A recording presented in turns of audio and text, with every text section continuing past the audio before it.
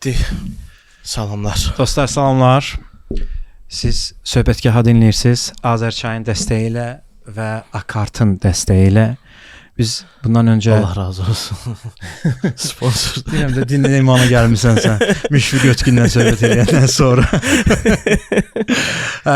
Xarici ölkələrin birində olanda ödənişlərimizi də elə Akartla eləyirdik. Bir fiziki kart gəzdirməkdən azad olunmuşduq. 2 istədiyimiz kimi onu dizayn edə bilirik. Azərbaycan məşhur rəssamlarının rəsm əsərlərini o rəqəmsal cüzdanımızda, rəqəmsal kartımızın üzərinə verə bilirik. 3 kəşfəklərdən istifadə edirik. 4 Visa kart olduğuna görə, deməli onun Visa üstünlüklərindən də deməli istifadə etmək mümkündür. Visa City deyilən bir şey var, sayt var. Ora daxil olursa və Visa'nın verdiyi üstünlükləri də Akartda necə tətbiq edə biləcəksiniz, o barədə söhbət edəcəyik. Bu gün isə biz yenə də dərimizdən danışırıq. Bəli. Axırıncı görüşümüzdə sizinlə həkimlər, sertifikatlaşma və xəstəxanalardan danışmışdıq. Sonra tut başladı. Amma düz adamı tutublar mı, başqa məsələdir. Son baş verənləri necə qiymətləndirirsiniz? Düşünürəm, görülə biləcək işlərin çox az hissəsi görüldü. Daha çox işlər düşünürəm hələ görülməlidir. Nələr olmalıdır bundan başqa? Bu proses davam eləməlidir, dərinləşməlidir, başqa sferalara da yayılmalıdır. Yəni plastik cərrahiyyə bu gün populyar olduğuna görə bəlkə daha çox fokusumuz oradadır, amma başqa ixtisaslarda da vəziyyət o qədər də yaxşı deyil. Həmkarlarımız o verilişdən sonra eyni problemi mənə dedilər. İndi bir dənə sual yaranır da. Bu öz-özlüyündə biz artıq bir neçə dəfədir ki, bizim həkim qonaqlarımız olanda bu barədə danışır və bunun bir qeyri-rəsmi adını həkimlər işi kimi qoya bilərik. Həkim işi. Həkim işi. Yosef Stalinin vaxtına. Sənin sözündən sonra tam elə yazır onsuz da. Həkim işi. Həkim işi. Bu həkimlər işində müsbət tərəfi var, amma böyük bir mənfi tərəfi var. Həkimlərə etibarsızlıq. Çünki zaten toplumun, kütlənin, mən xalq demirəm, çünki biz hələ xalq ola bilməmişik. Cəmiyyət də demirəm ki, cəmiyyət mərhələsinə çatmamışıq. Kütlənin, toplumun belə bir ön yargısı başlayacaq. Yəni həkimə inanmamaq və Türkiyə çarənin yenidən geri qayıtması, eşşək südü ilə sarımsağın əzilərək müalicələrə vüsət verəcək. Çünki bu daha çox sınaqdan keçib, bunu görüblər, praktikada yaşayıblar. İsti çay, zoğal mürəbbəsi qripin dərmanıdır. Prinsipi ilə bunu hərəkətlər olunacaq. Hələ irəli gedərək bəlkə də mətbəx masasının üzərində plastik əməliyyat da keçirdəcəklər arada. Bəlkə də buna da gedəcək. Yəni bəlkə də keçiriblər artıq. Sizcə bu həkimlərə etibarsızlığı, yəni bu tuta-tut, bu qaça-qaç, bu etibarsızlıq mühiti yaratmırmı?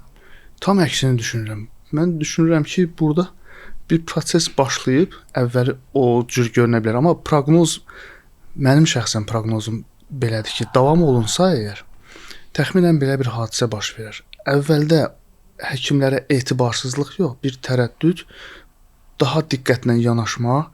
Məsələn, bir əməliyyata getməmişdən əvvəl ola bilər ki, indiyə qədər heç pasiyentin ağlına gəlməzdi. Bu tip nəsə bir saxtakarlıq varmı, yoxmu? Bundan sonra daha ətraflı araşdırar, daha ehtiyatlı olar. Və oxuyarmı? Məsələn, ona verilmiş o kağız ki var, imzalayır əməliyyata girməmişdən öncə. Sizcə onu oxumağa başlayacaqlar? Çünki çox vaxt yəqin ki 90% hallarda oxumurlar. Əməliyyatdan əvvəl oxuyurlar. Məncə başqa kağızlar olmalıdır əslində. Onlar ümumiyyətlə yoxdular. Hansı kağızlar olmalıdır? Almanlarda Aufklärungsbogen olur. Aufklärungsbogen. Yəni pasiyentə hər hansı bir icraatdan əvvəl təqdim olunan məlumatları təsdiqləyən bir kağız. Yəni həqiqətən, amma sadəcə kağız deyil, orada doktor izah elədiyi sübuta yetirilməlidir. Məsələn, altından xətt çəkməklə, nöqtə işarəsi, nəsə əlavə bir yazı yazmaqla ki, sübut olunsun ki, həqiqətən pasiyent bilgiləndirilib. Yəni sadəcə bürokratiya ilə alınmaya bilər. Birisi o qədər də oxumağa həvəskar olmaz, təbiəti etibarilə. Bir digəri ümumiyyətlə oxuyar, amma başa düşməz. Ona görə düşünürəm ki, bu standartlar əgər tətbiq olunacaqsa, elə ən sadəsindən başlanılmalıdır. Məsələn, Almaniyada bunu rezidentlər görürlər. Elə Türkiyədə də. Yəni o söhbət rezidentlər tərəfindən aparılır. Həm rezidentin özü qabaqcadan bilgilənmiş olur, pasientlə ünsiyyət qaydalarını biraz açılışmış olur, rahat olur. Daha sonra həm də hüquqi tərəfi həkimin vaxtını almır. O bürokratik tərəflər həkimin vaxtını almır. Bu proses necə deyirlər, axışı ilə gedir. O sualınıza qaydası olsa, mənim ağlıma bir şey gəldi. Demək, yaxşı yaman bəllənməlidir. Yəni, bu bir doğuşdusa, gərək bu doğuşu yaşayaq. Yəni səhiyyəmiz bu doğuşu yaşamalıdır. Bir zaman buraxılmış hansısa nöqsanların bəlkə nəticəsidir. Bəlkə vətəndaş olaraq elə pasientlərin də öz laqeyd o yanaşmasının nəticəsidir, amma hamılıqca ortada bir fakt var. Bu fakt gizlənilmir, gizlədilə bilmir. Bu fakt ondan ibarətdir ki, təftiş nəzərdə tutulandan daha zəifdir. Məsələn, televiziya kanallarında, yerli telekanalların birində xəbərlərin içərisində Həkim reklamı gedir. Həkim reklamı gedir. Birinci tiraj haqqında qanuna, reklam haqqında qanuna ziddir. Tibbi xidmətlər reklam oluna bilməz. 2 xəbərlərdə reklam ola bilməz. Burada isə bunu xəbər sousunda təqdim olunur və buna nəzarət etməli olan təşkilatlar və ya qurumlar bunu elə bir ki belə görməzdən gəlirlər.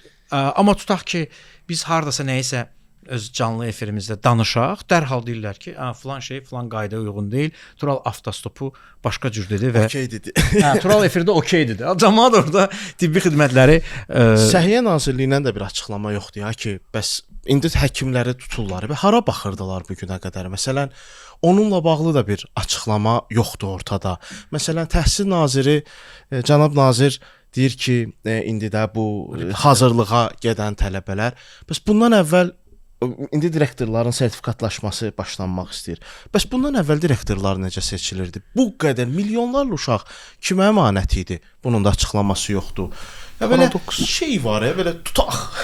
Paradoks ondan ibarətdir ki, sual o qədər böyükdür ki, o qədər ağırlı sualdır ki, şəxsən mənim prizmamdan belə görünür.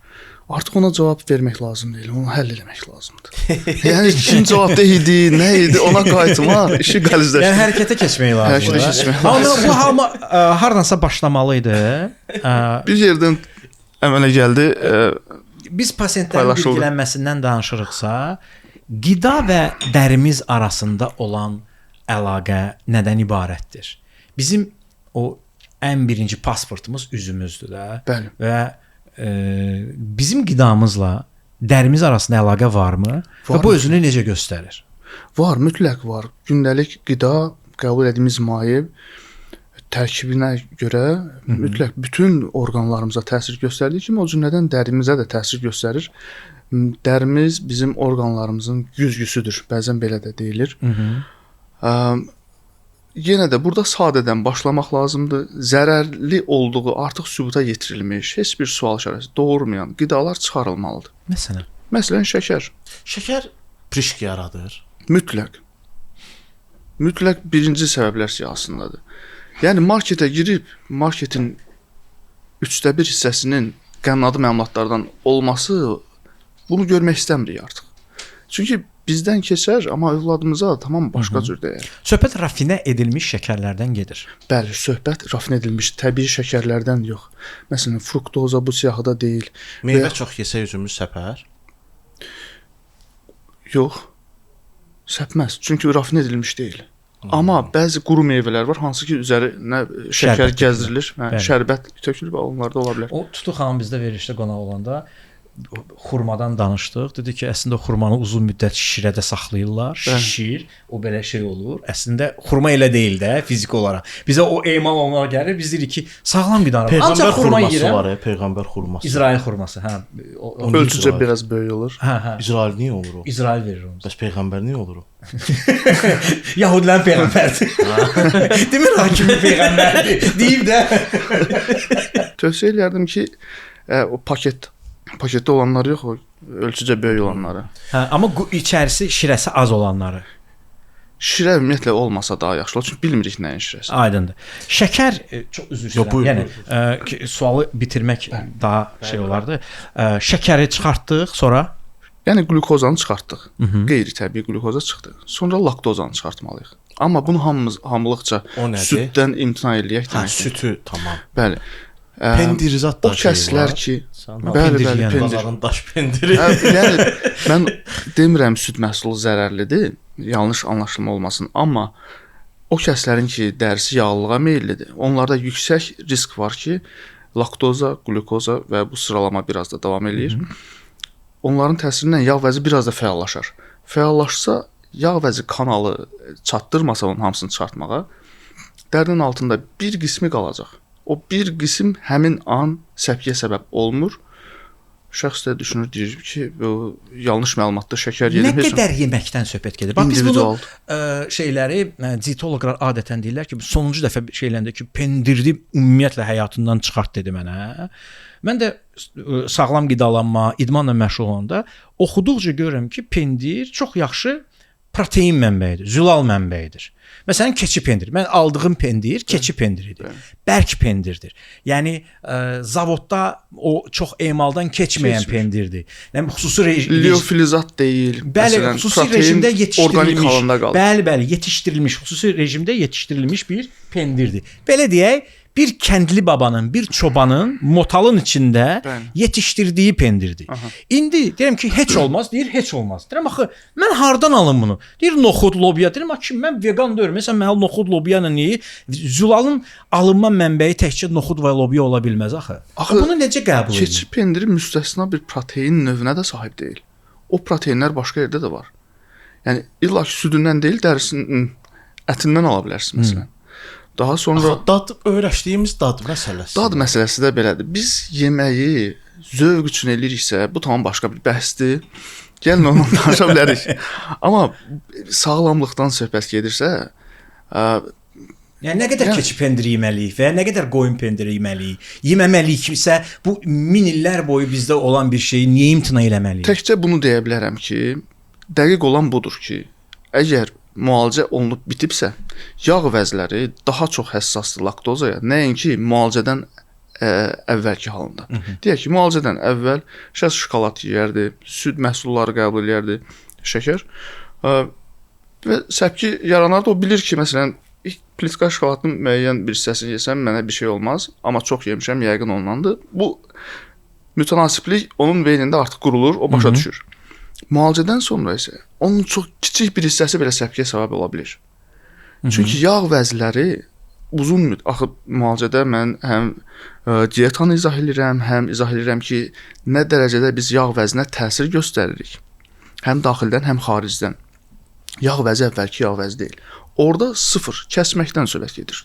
Yəni azaldın deyə bilmirəm. Ancaq kəsməkdən. Bir bu dəqiqdir. Amma individual olaraq hər birimiz nə qədər keçi pendiri yesək, nə qədər laktoza qəbul etsək, bu bizə zərər olar ya yox. Mən məsələn deyə bilərəm ki, laktoza öz-özlüyündə immun sistemə də zərərdir. Bizim immun sistemin böyük əksəriyyəti idarə olunur bağırsaqlarımızda. Yəni laktoza bağırsaqlarda az fayda, çox zərər verir. Axı bəs çoxlu kitab var ki, deyir ki, laktoz, yəni kefir, pendir burada o mikroorqanizmanı yaradır. Bu həmin o dediyim az faydadır. Onlar sən pendir haram olacaq. Allahım, burnuma gəldi pendir yeməyi. Səpkiyə səbəb olmursa, bəlkə də qəbul edə bilərsən, amma onunla da dayanmaq lazım düşünürəm. Mənim gündəlik yediyim pendir bu müxtəlif çeşidli pendiri çörəyin arasına belə qoyum deyil. Gündəlik yediyim pendir deyir, 2-3 dilim, maksimum 10 qrama çatsa böyük şeydir. Bu mənim şeyimdir. Amma məndə məsələn sonuncu dəfə burada bir sızanağım olub. O da niyə olub? Mən menyumu pozduğum anda, deməli oturmuşam kafeteriyanın birində, bir salat və bir ət sifariş eləmişəm. Tərəvəzli ət. Yadımdan çıxıb ki, ona deyim ki, sous olmasın. Mən soussuz yeyirəm. O da onun üstünə nə bilim nə sousu vururlar belə. Sweet chili bəlkə. Bəlkə məsəl üçün deyək də bir şey vurur, sous vurur. Mən daha bunu dala qaytarıram çünki özüm deməmişəm buna. Mən onu yeyirəm, növbəti gün ding çıxır. Əməlli başlı çıxmışdı. Əməlli başlı çıxmışdı, verilişdə də görsənərdi. İndi özü sıxmamışam, falan eləməmişəm deyə heç belə şeylər eləməmişəm. Amma bildiyim odur ki, özümlə bağlıdır. Mən özümü izləyirəm hər bir şeyimi yazdığıma görə. Menyumda dəyişən ki, mən souslar yemirəm, belə chips yemirəm və ya digər şeylər yemədiyimə görə. Menyu dəyişən kimi o səpki ola bilər. Amma mən pendirdən o səpkini yaşamamışam heç vaxt. Mən yəni İzlədiyimdən bu yana deyirəm ha, yəni izlədiyim. Bəlkə əvvəllər olub deyə bilmirəm, amma izləməyə başladığım dövrdə necə dəyişir bədənimdə, ayağımda necə yaranıb. Məsələn, kürəyimdə mənim əvvəllər çoxlu var idi, amma mən o menyumu dəyişən kimi öz-özünə keçdi getdi. Yəni xüsusi bir müalicə eləməmişəm orada. Bunu deyə bilərəm ki, bu siyahı tək bu şəkərlə, laktoz ilə tamamlanmır, biraz uzanır. Məsələn, kofein, gündəlik kofe qəbulu doğru deyil. Həftədə 2 fincan türk qəhvəsi ondan daha artıq olsa, o da yağ vəzlənir. Günə 2 litr içirəm. Bu təkcə necə yaşayaq doktor? bəşəriyyət neçə milyard ildir yer Bir üzündə. sual verir. Bəs necə yaşayır? Neçə milyard ildir biz yer üzündəyik. Necəsə kofesiz yaşamışıq. Yəni bundan sonra yaşaya bilərik. Daha xoşbəxt. Bu arada 3 aydır mən sıfır kofein, yəni kofe içmirəm 3 aydır. Bu mənim ən vacib olan şey dərin yuxuma təsir göstərib, deep sleepim kifayət qədər yaxşılaşıb. İndi yeganə hədəfim REM-mi artırmaqdır. Hal-hazırda 1 saat, 1 saat yarımdır REM. Onu bir qədər bərpa etmək yerinə artırmaqdır. Buyur. Sızanaqları sıxmaq dedi ya. Bəli. Sanağı sıxmaq lazımdır. Axı orada çirk irin qalır da, onu Mütləq. Əgər dəri üzərinə çox yaxındırsa, onu təmizləmək olar. Təmizləmək yaxşı təmizləmə olar. proseduru necədir? Yəni məsələn, uşaq vaxtı mənim üzümdə çox olub. Bəli. Və o vaxtı mənə deyirlər ki, sıxma, suyu dəyəcək yanında Yox, çıxacaq. yanlış fikir. Bu belə çox Bəli. yayılmış fikirdir də. Bu sıxma proseduru nədir? Yəni sıxandan sonra məsələn spirtmi vuraq, nə edək? Deyək ki, insulin şprisinin ucu ilə açıb çox təzyiq etmədən içərisidəki möhtəviyyatı xarici olmasını təmin eləmək, ondan sonra sadəcə dərini o şəkildə sakit buraxmaq lazımdır. Daha çox sıxım, qan gəlinə qədər o toxumarası maye çıxsın, o doğru deyil. Yer çuxur kimi yer buraxmayacaq. Xeyr, sıxmaq çuxura səbəb ola bilməz. Bu da yanlış. Çuxura bəs nə səbəb olur? Çuxura səbəb olur yağ vəzi kanalının anatomik strukturu. O struktur da genetika ilə idarə olunur. Əgər bir sızanaq özündən sonra çapıq buraxacaqsa, buraxacaq. Təmizləsək də, təmizləməsək də. Hər bir halda. Məsələn, bu buluq dövründən də onu başa düşmək istəyirəm. Buluq dövründə bizim üzümüzdə başlayır bunlar çıxmağa. Onu necə qarşısını ala bilər valideyn görəndə ki, məsələn, sızanaqlar var, üzündə o çopur qalmasın da indi ona. Mənim təcrübəmdən irəli gələrək bunu deyə bilərəm ki, əksər hallarda şəkərdir. Şəkərsiz necə yaşayaq deyir pasiyentlər. Ciddi bağlantı var. İnsan və şəkər arasında get-gedə artan. Mən yadımdadır ki, məktəb illərində ağ zəhər adlandırdılar. Bir kitabda yazırdılar. Biz də qəbul eləyirdik. Şəkər ziyandır. Sonra necə oldusa bu bir rasionumuza girdi. Hətta bu yaxınlarda eşitmişdim. Deyəsən İranda da ingilislərin təsiri ilə şəkəri o vaxta qədər bitkisel deyək ki, kişmiş, əncir qurusu qəbul olunurdu. Ondan sonra başlayıb artıq fətvalar verilib. Belə tarixdə belə hallar olub bir zaman. Qəndi çaya batırma fətvası var, məşhur. Ki bəs bədənə ziyan vurmayın, bu günahdır deyilib. İndi bu şeydə dəqiq bilinmir dəqiq yox. Və qənd yeyilmirmiş. Sonra bu İngilis şəkər mafiyası bəs bir xütbədə deyib ki, molla çıxıb deyib ki, bu qəndi çaya batırdığınız zaman onun haramlığı pozulur. Artıq içə bilərsiniz. Ona görə bir çox belə dindar şeylərdə, kruqlarda o qəndi bir daha belə batırıb yeyirlər. Orada yəni fətva mədəniyyəti, o kulturası ki, elə oturub orada hətta tütünə də eyni proses, tütündə də manipulyasiya olunub. Yəni cahillik güclüdür.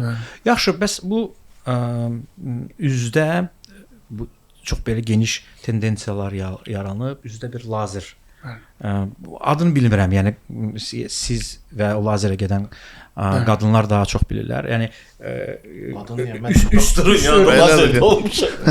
yox, yox. Mən dediyim lazerdən demirəm.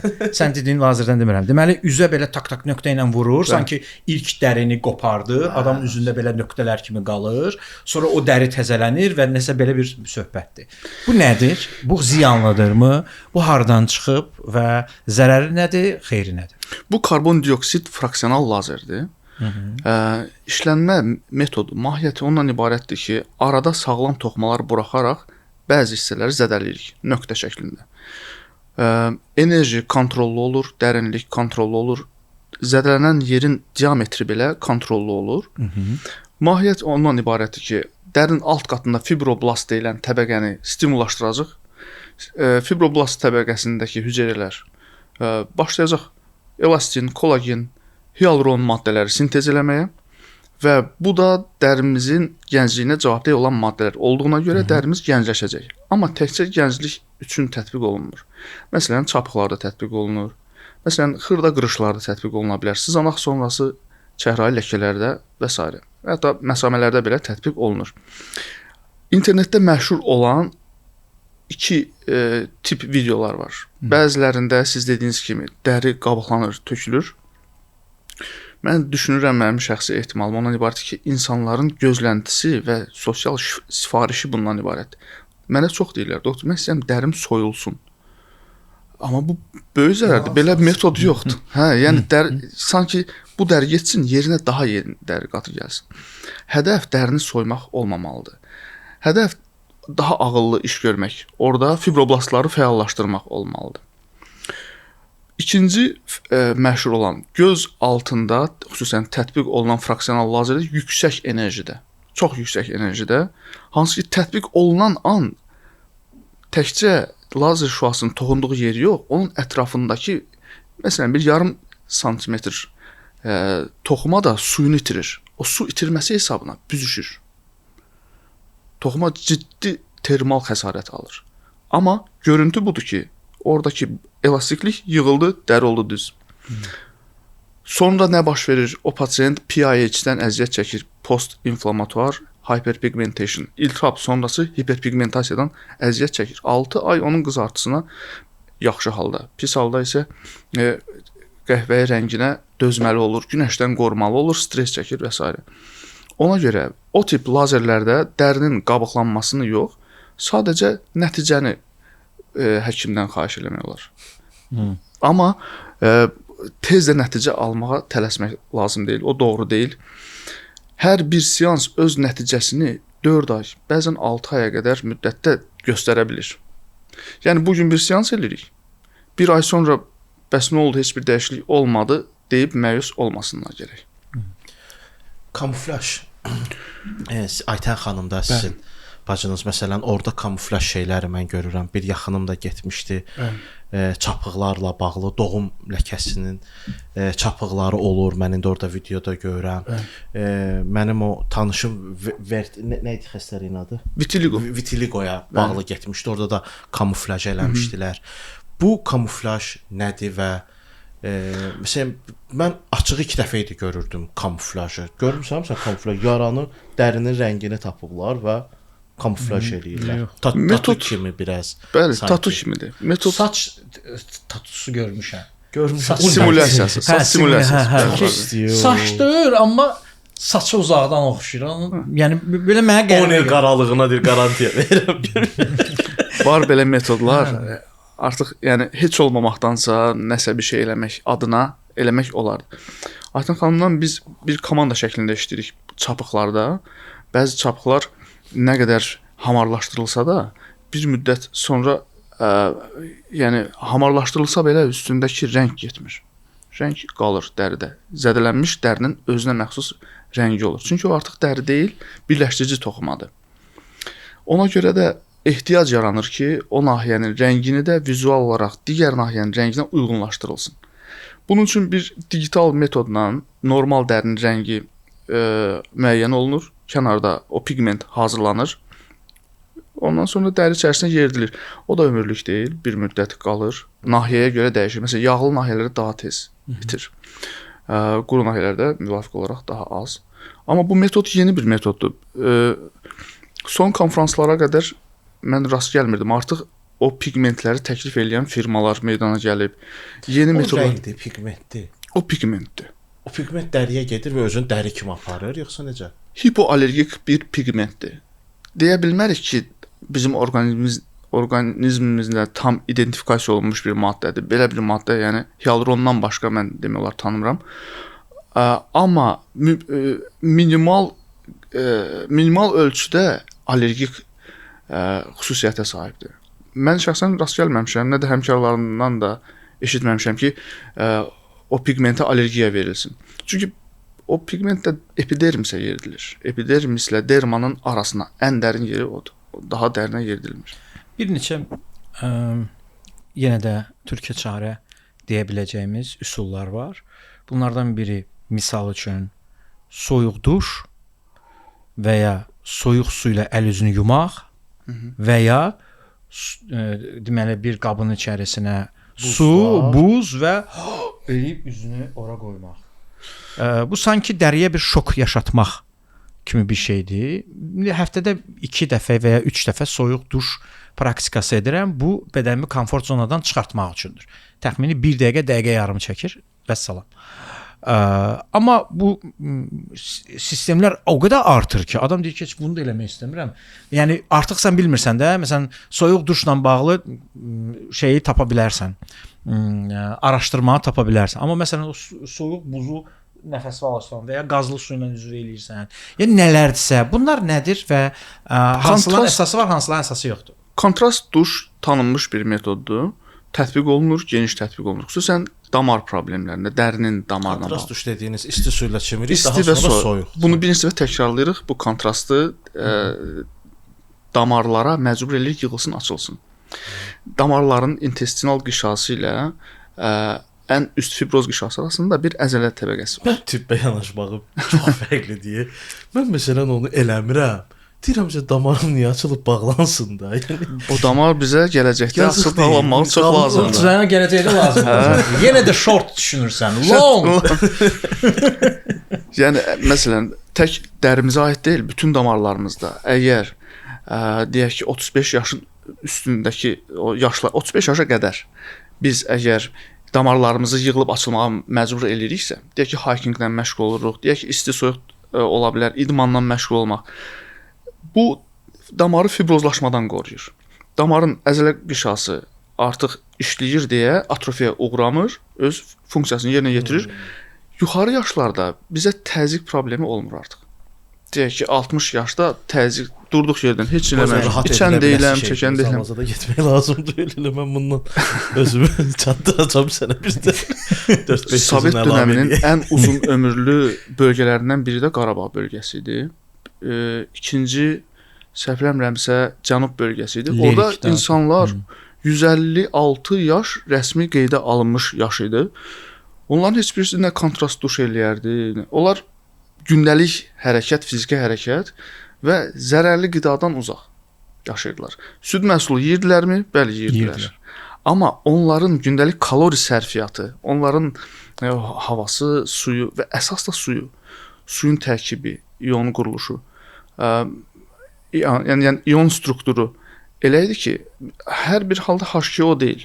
Su ilə suyun arasında yerlə gödəsiz də qəbul edirsiniz ki, fərq var. Deməli, bəs üzü bu buz şeyinə salmaq? Buzla üz təmasda olur yoxsa? Hə, belə bir qabdır. İçinə su doldurur, içinə buz qoyur. Nəfəs alır, başını salır suyun içinə, bir qalır, sonra çıxardır. Təzədən salır, çıxardır. Bu fərqli deyil. Buz çəninin içərisinə girib çıxmaqla. Orada krioproteinlər əmələ gəlir. Bu krioproteinlər müstəsna halda yaranırlar. Bizi donmadan qorumaq üçün. Qalan həyatımızın digər bütün hallarında yaranmırlar. Məsələn, soyuq havada üşüyürəm, krioprotein yaranmır. Müstəsna hal. Yəni ancaq donma əleyhinə. Donma əleyhinə. O nə edir o protein bizə? Həmin an damarlarımızın, səthi damarlarımızın genişlənməsinin qarşısını alır bir müddət. daha sonrakı funksiyası daxili orqanlara bağlıdır, xüsusən beyni qoruyur. Həmin protein beynimizi minimum oksigenə, yəni daha az Orxan oksigenə Aslanov güzel. ehtiyaclı hala gətirir. O proteinlər məsələn indidən onu sərf eləsəz, günün birində soyuq bir yerə düşsəniz o proteinlər tükənmiş ola bilər. Yəni boş yerə istifadə eləməmək lazımdır. Yəni ondan fayda çox əldə eləmərsiniz düşünürəm. Ha, limitlidir. Limitlidir bəli. Nə deyirəm, bir də şaxta şey. Orxan Aslanov domaydı. Gülərdim mən. O proteinin biraz daha uzun adı var. Mən bu dəqiqə xatırlamıram, amma ümumən tibbdə krioproteindir. Bəs indi yeni növ aparatlar falan çıxır. Məsələn, əvvəl daş var idi, belə soyuqdur, belə şeylər eləyirlər gözlərinin altına. İndi isə aparat çıxıb, özü soyur və ya qızır və onunla da üzü sanki masaj etmiş kimi olur. Bu nədir və bizə lazımdırmı? O metodlar o qədər də faydalı deyillər. Əgər ev şəraitində bunu tətbiq eləyəcəksə birisi zərər görməz. Xoş bir dəri yorğunluğunu, günlük yorğunluğu hətta ala bilir. Amma böyük fayda gözlənilməməlidir. Ümumiyyətlə temperaturla bağlı dərimizdə çox prosedur yoxdur. Ancaq kontrast duş və o soyuq çəlləyə, buzlu çəlləyə girmək o Məsələn, bu şeylərdə olur, qadın bu əşyalar daha çox qadınlarda olur da. Məsələn belə şarlardır, dəmir, belə eləyirsən. O belə eləyirsən, buranı eləyir. Sonra bir dənə qadın var idi, nə bilim, darağın başı ilə buranı belə eləyir. Üz yoqası var. Üzünlə toz soran görmüşdüm. Toz soran var, hə, toz soranla eləmək var. Bəli, Toz var soranı elə şey. görmüşəm belə. Daha sallandırmaz dərini. Yox. Dərinin yaddaşı ona imkan verməz ki, bir dartma ilə o sağlansın. Amma o metodlar çox effekt gözləməməli olduğumuz metodlardır. Yaxşı təsir edir limfa drenaja. Deyək ki, heç bir problemi olmayan dəri ondan çox fayda almaz. Amma bir travma alıb, tikiş qoyulub, tikiş yerdə sağalıb, üstündən də bir 6 aydan çox vaxt keçib, amma şişkinlik hələ də qalır. O nahiyədə problem limfa sisteminin zədələnməsidir. Limfa sistemi daha gec bərpa olunmasıdır. Bu da individualdır. Hər kəsin toxuma bərpası fərqlənə bilər. O şəxslər masaj eləyə bilər. Dediyimiz kimi vakuum masajları eləyə bilərlər. Amma böyük bir fayda gərək gözləməyək. Bəs üzə banka qoyanlar var. Üzünə banka qoyur, bax belə. Bildiyimiz kürəyə qoyur. Kürəyə qoyulan bankanın elə ki üz üçün belə bir formaları var. Balacadırlar belə, üzlərinə belə banka. Mən miflərlə bağlı olan bankanın mexanizmi autohemoterapiyadır. Yəni qan damarı tərk eləyir, toxmaya sızır və CD4 hüceyrələr deyilən hüceyrələrə bir vəzifə verilir. Belə deyəndə görsən nə qəşəng olur. CD4 hüceyrələrə bir vəzifə verilir. Çıxmış qanın formalı elementləri, o hissələr, o proteinlər ləğv olmalıdır toxumadan, yığışdırılmalıdır. CD4 hüceyrələr, digər adları T killerlər. Onlar çıxırlar toxumanın həmin nahiyəsinə və onu fagositoza uğradırlar. Fagositoz hüceyrənin bir yad cismi özündə həll eləməsi, özünü udması deməkdir. Bu hadisə baş verir. Beləliklə CD4 hüceyrələr səfərbər olunmuş olur. Sonra onlar qalırlar boş bir müddət. İşi görüblər, amma qalıblar boş. Onlar artıq immun sistemimizi bir müddət yüksək saxlayırlar. İmmun sistemimiz lazımından biraz yuxarı qalxır bir müddət. Bu soyuq dəyməni aradan qaldıra bilər, deyək ki. Bu həmin nahiyədə bir iltihab varsa, onu aradan qaldıra bilər. Eyni zamanda virus infeksiyasına qarşı dayanıqlığımızı artıra bilər. Amma üzə niyə? Üzdə mən hətta risk var. Deyim ki, üzdə üçlü sinir keçir və üst siniri keçir. Üst siniri bir qədər dərin, üçlü sinir keçir. Orada yəni zədələmək də ola bilər. O biz vakuum nəticəsində qan hara sızacağını kontrol edə bilmərik. Bəlkə də insanlar kürəyimə də vurdum ki, alnıma vursam beynimə qan yaxşı gedər. Biraz da insanların yenə də bir özü haqqında məlumata malik olmaması və bilgisizliyidir ki, adətən də böyük ölçüdə belədir. Yəni kürəyimdə effekt verirsə, yəqin üzündə də vakuum effekti yaradır. Orada limfalar gedəcək və mənə daha yaxşı edəcək kimi yanaşır. Bu tip verilişlər də daha çox onun üçün düşünürəm faydalıdır ki, biz yanlış bilinən bəzi mifləri aydınlıq gətirək. Sizin sayənizdə geniş kütlə artıq bilgilənmiş olsun. Və yanlış bilinən doğrular siyahısı var. Mən bəzilərini xatırlayıram, bəzilərini telefonda yazmışam. Məsələn, yanlış bilinən doğruların bəzi siyahısını tutmuşam, istərdim onlarla paylaşım. Məsələn, melazma dediyimiz pigment problemi, xüsusən indi qarşıdan yaz ayları gəlir. Pigment problemi Doğru aktuallaşır. bilinən yanlışlar yoxsa yanlış bilinən doğrular? Gəlir eyni yerə çıxır. Eyni yerə çıxır. Demək, melazma, yəni pigment qaraciyərlə bağlıdır. Belə düşünürlər. Üzdə pigment yaranır. Bunun elmi adı melazmadır. İnsanlar yəni bunun qaraciyərlə bağlı olduğunu düşünürlər. Bu yanlışdır. Heç bir əlaqəsi yoxdur. Bu birbaşa günəşlə bağlıdır. Günəşdən yaxşı qorumamaqla. Söhbət qara ləkədən gedir. Qəhvəyi ləkədən gedir. Onlar daha çox almacıq nahiyəsində olur. Bəzən alnın mərkəzində olur. Nadir hallarda dodaq üstü nahiyədə də yarana bilər. Çil genetik deyil. Çil genetikdir, amma melazma çil deyil. Daha mahiyyətcə ikisi də melanindir tərkibinə görə, amma məsələn melazma yaranmaya da bilər. İnsan günəşdən qorunsa, amma çil hər bir halda yaranır. Müalicəsi var. Müalicəsi var. Ömürlük müalicəsi də var, müvəqqəti müalicəsi də var. Ömürlük müalicəsini çox adam qəbul eləmir. Yəni çox uzun çəkir, çox maliyyətli olur. Belə çətin olur. Niyə? 20 ay ərzində bir krem istifadə olunur və dəri tamamilə melaninsizləşdirilir həmişəlik olaraq. Bu Michael Jackson'ın müalicəsidir. Monobenzon müalicəsi. Necə ki, vitiligodan əziyyət çəkənlər də bunu istifadə edə bilər. Onun dərisini dəyişməyiblər. Bədilər onu dəri köçürdü. Yox, ona monobenzon tətbiq ediblər. Öz dərisidir. Orada sadəcə melanin artıq sintez olunmur. Melanin Mən də o həmişə fikirləşirdim, onun dərisini soyublar, dəri çəkiblər. O qədər miflər var ki, insan məşhur oldusa haqqında da belə miflər var.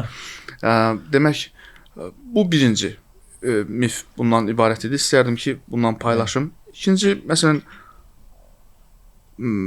xalı ləğv eləməklə hər hansı bir bədxassəli törəməyə səbəb olmaq olarmı? Mümkün deyil.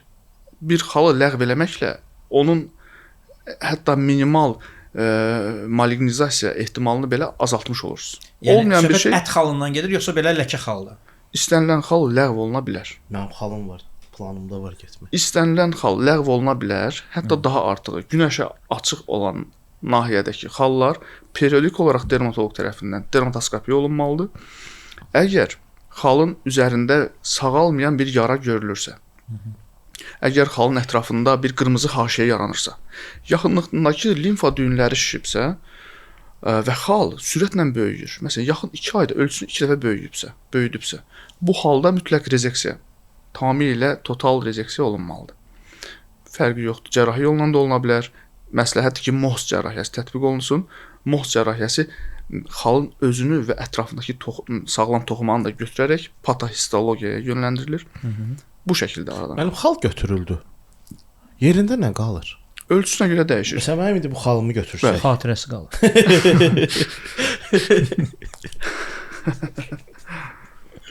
Xal götürüləndən sonra yerində bir zadı necə olacaq? çapıq qala bilər. Əgər ölçüsü böyükdürsə, kiçik ölçüdürsə, bir də pasport kontrolda problem. Var idi bir pasiyentim düz qaşının arasında çox böyük ölçülü idi. Gigant melanosit idi. Onu götürdük, yeri çapıqlaşdı, sonra çapıqla məşğul olduq. Sonra kamuflaj, hər şey əla. İndi sərhədi keçə bilmir. Gəldi yenidən klinikadan biz rəy yazdıq, o təsdiqləndi, sonra pasport, yeni pasport şəkli çəkildi, o şəkildə alındı. Heç problem olub sənə? Nə? Əvvəlki fotonla indiki foton arası Yox, keçir. ən çox samada olur. Çünki o rinoplastik olduğuna görə, burun əməliyyatı keçirdiyinə görə pasportdakı şəkillə bu birisinin şeyləmirlər, uyğun gəlmir. Özdə o uyğunsuzluq daha çox Azərbaycan sərhədi ilə şeydədir. Türkiyədədir. Hə, başqa ölkədə o problem yaşanmır. Yaşanmır. Hə. Belə qəribə bir forma. Digərləri.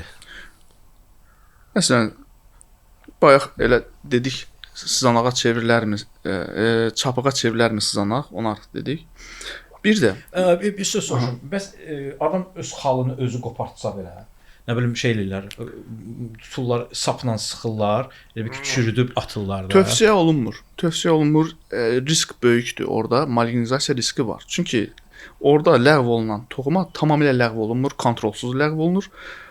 Qalan hissə zədəyə qarşı özünü müdafiəyə keçib daha aqressiv formada artıb çoxalan hüceyrələr yarana bilər.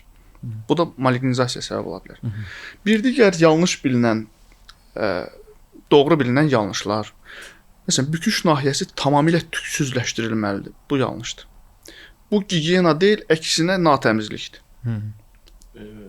Tamamilə deyək ki, büküş nahiyələri, qoltuq, qasıq nahiyəsi tamamilə tüksüzləşdirilməməlidir. Bir qədər qısaldıla bilər. Yəni Yağ səthi getməsin deyə, yoxsa? yox, o bir bariyerdir. Büküş nahiyələrində tüklər tamamilə ləğv olunsa, o baryer aradan qalxır. Yəni virus və ya bakteriya yüksək konsentrasiyada dəri ilə təmasda olmamışdan əvvəl tükün üzərində toplanır və biz onu rahatlıqla oradan yuya bilirik. Amma dəri ilə təmasda olanda yaxşı yuya bilməyimiz üçün çoxlu yuyucu vasitə istifadə etməliyik və dərinin özünü müdafiə sisteminə daxil olan yağı da yumuş oluruq. Beləliklə alırıq orada konsentrasiya istədiyimiz aşağı səviyyəyə düşmür və müdafiəsiz bir dəri. Virus infeksiyası yayıla bilir rahatlıqla. Və tez-tez duş qəbul etmək gigiyena deyil. Bunu da demək istəyirəm. Dermatologiya elminin ilk başlanğıcında dəri gigiyenasında həftədə 2 dəfə duş qəbul eləmək, Görsən, düz eləyir. 2 dəfə duş qəbul eləmək orta statistik, yəni gigiyena üçün kifayətdir. Ola bilər, daha gərgin iş rejimi ola bilər, iş şəraiti ola bilər, tozlu şəraitdə işləyənlər 3 dəfə eləyə bilərlər duş qəbulu. Və duş qəbulu qısa çəkməlidir. Cəlal Şəngör deyir bir dəfə doğulduğum ebə yudu, öləndə bəs şeydə yuyacaqlar qəbirdən əvvəl. Arada 1-2 dəfə də özüm çimirəm deyir. Tamam olar. Həqiqətən də, yəni içməli su mənbələrinin məhdud olduğu vaxtda hər birimiz hər gün duş qəbul etsək və bu duş qəbulu yarım saat çəksə, bu katastrofanı biraz da yaxınlaşdırar. Ona görə həm o nöqteyi nəzərdən, həm də gigiyena nöqteyi nəzərdən gərək tez-tez duş qəbul eləməyək. Bəs kimyəvi deməkdə kişi qulluq vasitələri var üz üçün. Bəli. Hansı ki üzü yumaq üçündür. Onunla nə qədər tezlikdə istifadə olunmalı? Yəni hər səhər üzünü onunla üz təmizləmə gelidə, hansı ki bu üz yumaq üçün nəzərdə tutulub. Skrabı demirəm, çünki zaten skrabda yazır ki, neçə dəfə istifadə edirsən. Bunun istifadə olunması səhərmi yoxsa axşam işdən yorğun gəlmisən, bütün o kimyalar sənin üzündədir, bütün şəhərin ekologiyası sifətində təsvir olunur. Yəni ən çox dediyimiz o kimyalarla təmasda olan hissə əlimizin iç səthidir.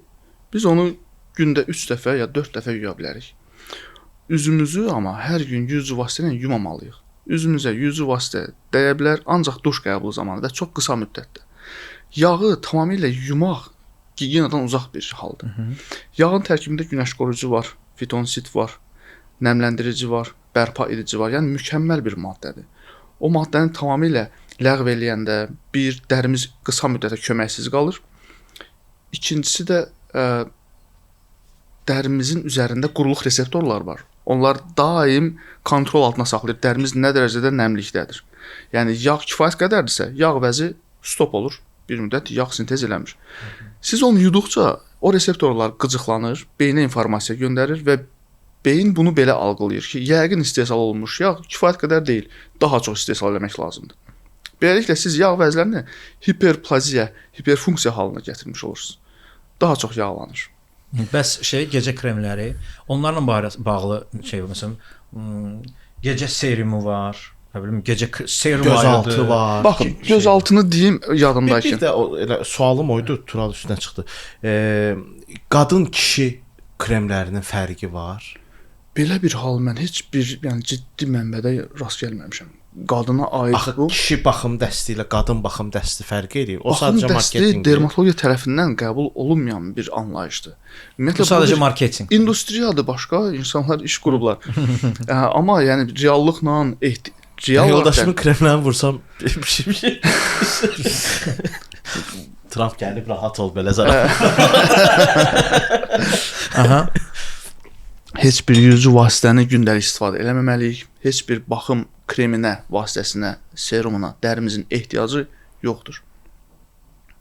Dəridən gözləntimizi də biraz aşağı salmalıyıq. Hər kəs Yəni bu serum mənim üzümü ay işığı kimi parıldatdı və bu işıqla mən yəni tərəzinin bir Bakı gözündə şəhərini işıqlandırıram. parıldayan və gözləntimizi müvəqqəti olaraq qarşılayan dəri tərəzinin digər gözünə sağlam dəri qoymalıyıq. Bunlar ikisi bir araya sığmırlar. Yəni parıldayan əslində sağlam olmaya da Yox. bilər. Parıldamırdı. Mən bir vasitələrlə onu parıldatdım. Hə.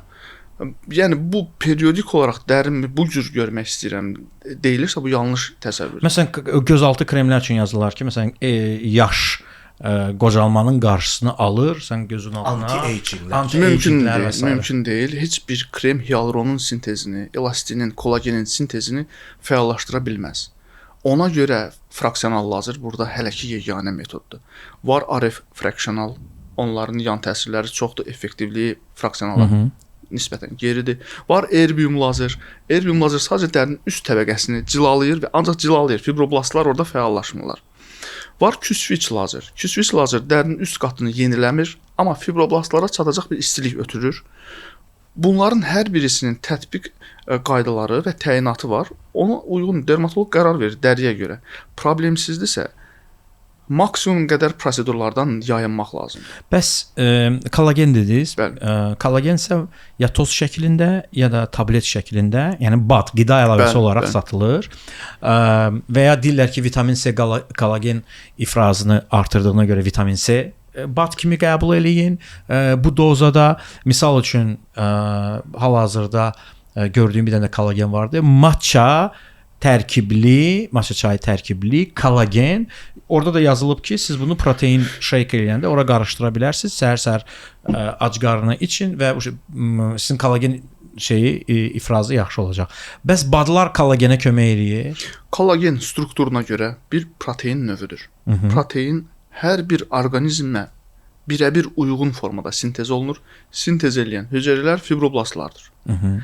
Biz qida əlavələri qəbul elədikcə xam malı artırırıq. Yəni fibroblastlar bu sintez zamanı kiçik hissəciklərdən, molekulalardan istifadə eləyəcək. O istifadəsini artırırıq sanki. Yəni bilirsinizmi nəyə oxşayır? Bir deyəlim ki, bir ev tikəcək. Lazımdan artıq ora kərpic və ya daş lazım deyil. Kifayət qədər kərpic və daş orqanizmdə günlük qidamızda var. Məsələn, əgər uzun müddət diyeta saxlanılıbsa, mütləq brokolindən olsun. Orada kollagen demək daha təbii formada olur. Onun hissəcikləri, onsuz da biz kollageni alandan sonra mədəmizdə turşuluqla və pepsin deyə bir maddə ilə, fermentlə qarşılıqlı təsirə girib bütün strukturunu dəyişir o. Amin turşulara parçalanır. Bağırsaqdan amin turşu formasında sorulur. Yəni heç kim elə bilməsin ki, kollagen soruldu. Bizim bağırsaqların mikroxovları o qədər geniş, böyük deyil. Kollagen strukturlu böyük molekulalar sorsun. Demək, biz liofilizat qəbul ediriksə əgər, bu satışda olan hamısı liofilizatlardır. Yəni onlar elektrik işlənmədən, kimyəvi işlənmədən keçirilər, tövsiyə olunmur. Onu qəbul eləməkdənsə, məsələn, toyuq bulyonu, brokoli, ondan sonra xaş bildiyimiz, onu qəbul edə bilərlər. Dədə babalar. Yenə də ehtiyac yoxdur. Lazım olan o deyir, lazım olan o güc, qüvvə damarında axan qandadır. Bəs üzə xiyar qoymaq? O bir metoddur, bəli. O müvəqqəti metoddur, zərəri yoxdur. Tək xiyar deyil. Onun kimi ferment tərkibli digər tərəvəz meyvələr də istifadə oluna bilir. Məsələn, göz altı qaralıqlar yəni aradan qaldırılmaq üçün tətbiq oluna bilər. Vitamin K. Vitamin K birinci iş budur. Vitamin K tərkibli krem. Bu bir adda satılır hələ ki. Başqa adda vitamin K krem yoxdur. Kernor XO adı ilə satılır. Tapılması çox çətindir. Və yaxud da ki, əczanelərdə bəlkə xahiş eləyə bilərlər ki, o tərkibdə məsələn 4-6% civarında bir vitamin K tərkibli krem istifadə etməklə göz ətrafı kölgəliyi azaltmış ola bilərlər. Amma oradakı qırışları heç bir krem aradan qaldırmaz. Var belə məhsullar hansı ki 1 saat, yarım saatlıq dəridə ona bənzər bir effekti yaradırlar, amma o kremin özünün strukturu ilə oksigenlə reaksiyaya girib öz strukturunun dəyişməsi hesabına baş verir. İndi doğru bilinən yanlışlar və sairədən danışdıq. 5 dənə vacib məsləhət istəsək sizdən üzümüzün yaxşı görsənmək üçün. Tez-tez duş qəbul olunmamalıdır. Bu bədən üçün, ümumən dəri üçün deyirəm. Dəridən gözləntimizi aşağı salmalıyıq. Günəşdən qorunmalıyıq. Təkcə günəş qoruyucu kremlərlə deyil, eyni zamanda kölgədə olmağa çalışmaqla. Bəs D vitaminini necə qəbul edəcəyik? D vitaminini qəbul edəcəyik onsuz da. Məsələn, səhər 10-a qədər olan yay aylarında 10-a qədər olan günəş şüasına radiasiya daha az, yəni zərəri daha az. Bir də axşam 5-dən sonra. D vitamini hər bir halda biz Belə güclü vitamin qəbul edirlər. bilirsiniz, belə bir paradoks 10 dedi, mən itdim orada.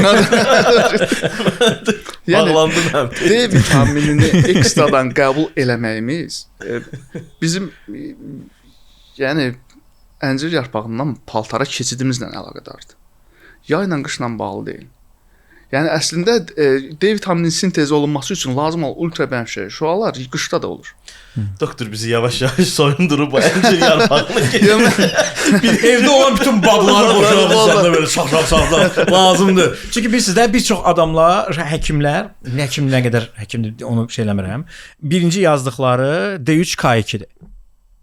Yəni birinci yazdıqları D3K2-ni həmişə qəbul eləməlisən. Çünki yoxdur. Hə, bu D vitamini hansı konsentrasiyada qəbul olunmalıdır məsələsi də var. D vitamini çox geniş istifadə etmək də olmaz. 1000 şərti vahid var, 2500 şərti var. Sonuncu dəfə mənə 10000 şərti vahid demişdi ki, 150.000 təsir vahidi var. Məsələn, o həftədə bir dəfə qəbul olunur. Xüsusi sıfıra yaxın bir konsentrasiyadırsa qanda. Bioloji əlavələrin hamısı zərərlidir demirəm. Məsələn, melatonin zamanında mən də qəbul edirəm. Çünki hər ay ölkə xaricində oluram, saatlar fərqli olur, yuxum pozulur.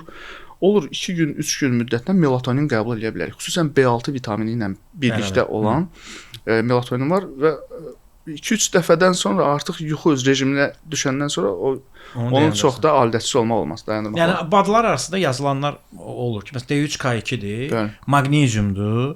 Maqneziumun müxtəlif sitrat xüsusən, sitrat yuxunu yaxşılaşdırır. Hə?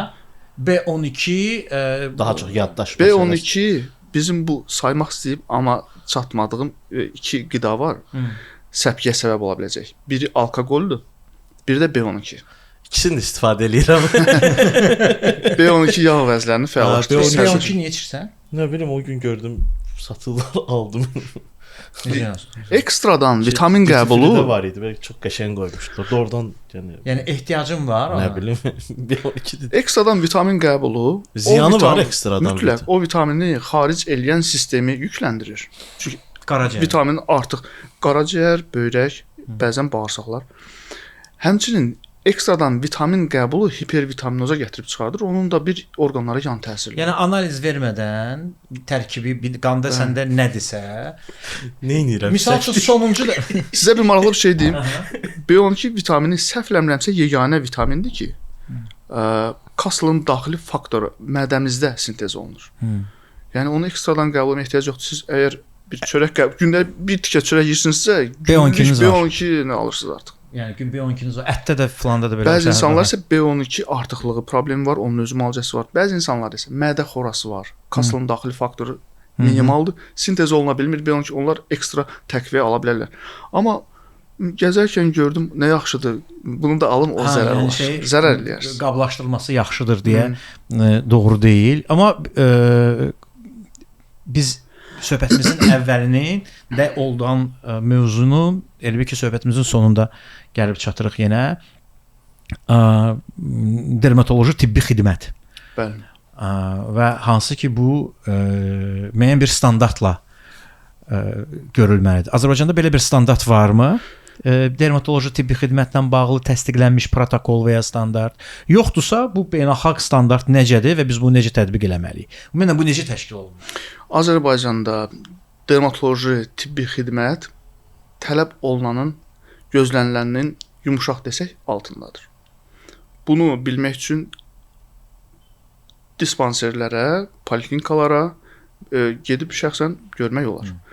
İçəridəki quruluş, içəridə pasientlərin giriş və çıxış necə deyək, ssenarisi fərqlidir. Təqribən belə bir quruluş tətbiq olunur dünyada, qabaqcıl ölkələrdə. Pasient birinci gələndə onu bir həkim deyil, bir neçə həkim qəbul eləyir bir otaqda. Bu həkimlər adətən rezidentlər olur. Sadəcə pasientlə danışırlar. Ola bilər ki, ümumiyyətlə bu pasientin dermatologiyayla əlaqəsi olmayan bir problemi var. Rezident deyəndə nə nəzərdə tutursunuz? Rezident Tibb Universitetinin rezidentura təhsilini almış, adətən birinci kurs tələbələr, rezidentlər, onlar həkimdirlər, tələbə deyirlər. Bu arada həkim maşallah, statusları həkimdir. Sadəcə uzmanlaşmayıblar. O bir sürəcdədirlər onlar. Rezident sözü oranın yerlisi. Orada hamı gedər, rezident orada qalar. Yəni yeri gəlsə ona növbədə yükləyərlər, yeri gəlsə ona aidiyyəti olmadığı bir işi də yükləyirlər. Çünki prosesi A-dan Z-yə izləməlidir. Bir, yəni qapıçının işini görmür. Qalan bütün işlərdən laboratoriyadan belə xəbəri olmalıdır. Gəzir laborant işləməyəcək, amma laborantla, laboratoriya ilə təmaslı olacaq, birəbir daktil təması olmalıdır, vizual görməlidir. Pasient girir içəri. Bəlkə heç o dermatoloji problemi deyil, ümumiyyətlə psixolojidir. O gedəcək, professorun vaxtını alacaq. Professorun da məhdud pasient qəbulu müddəti var. Biz onun nədə istifadə etməliyik professorları və yaxud da ki, elmi dərəcəsi olan digər həkimləri. Daha ağır keyslərdə, yüngül hallar, məsələn, birisi gəlib çox tipik qoturluq diaqnozu var. Rezident yanında digər rezidentlərdə daha təcrübəli rezidentlərlə birlikdə diaqnozu qoyurlar. Diaqnozu qoyurlar, bir üst qədəmə həkim tərəfindən diaqnoz təsdiqlənir, adam göndərilir laboratoriya, laboratoriya təsdiqi gələndən sonra müalicə o şəkildə gedir. Bir də var, o birbaşa gedəcəkdi, bütün klinika boyunca gəzəcəkdi, qoturluğu, məsələn, yaya bilər. Dediyim kimi, yəni səhiyyənin yüklənməsi halı var. Xaotik qəbul var bizdə bugün Azərbaycanda. Yəni bir təyinatda bir standart mən görmürəm şəxsən. Bəlkə özəl klinikalarda var, amma dövlət klinikalarında təəssüf ki, hələ bunu görmürük. Mən çox istəyərdim dermatologiya ümumiyyətlə klinika olaraq yenilənsin. Necə ki, digər ixtisaslarda yeni klinikaların açıldığını görürük. Bir dermatoloji dövlət klinikasının açıldığını təəssüf ki, hələ görmürük. Bir köhnə bir binadır. Orada möhtəşəm həkimlər çalışır. Bir də mənim müəllimim İrina Əmirova. O mənim ilk müəllimim olub, professordur, diaqnozda mənə çox kömək edir. Tək mən deyil. O təqribən sizə deyim, haşiyədən qırağa çıxmaq kimi olmasın. Təqribən 15 kvadratlıq bir kabinetdə pasient qəbul edir. Qrupa tələbələri qəbul edir. Tibb Universitetinin 4-cü kurs, 3-cü kurs tələbələrini qəbul edir. Eyni zamanda rezident yetişdirir. Elmi işi də paralel aparır. Yəni o dispanserdə o cür kadrlar var, amma o kadrlar üçün daha çox iş görülməlidir, daha geniş şərait yaradılmalıdır. O dispanser eşitdiyimə görə 50-ci illərdə KKB-nin dindirmə yeri olub. Padvalların strukturu odur. Adam düşür. Əvvəla dermatoloji xidmətdə işıq olmalıdır. Günəş işığı olmalıdır. O yoxdur orada. Yəni yarım padval da deyil, birbaşa padvaldır. Zirzəmi. O dəyişməlidir dermatoloji xidmətdə və bu struktur daha sistematizə olunmalıdır. Belə, çox sağ olun doktor, gəldiyinizə görə minnətdarıq. Ümid edirəm ki, növbəti dəfə də qonağımız olar və zaten dərimizlə bağlı yaşaya biləcəyimiz müxtəlif problemlər ola bilər. O haqqda sizinlə bir söhbətləşərik. Minnətdarıq sizə gəldiyinizə görə. Təşəkkür edirəm dəvətiniz üçün. Görüşərik. Qismət olsa.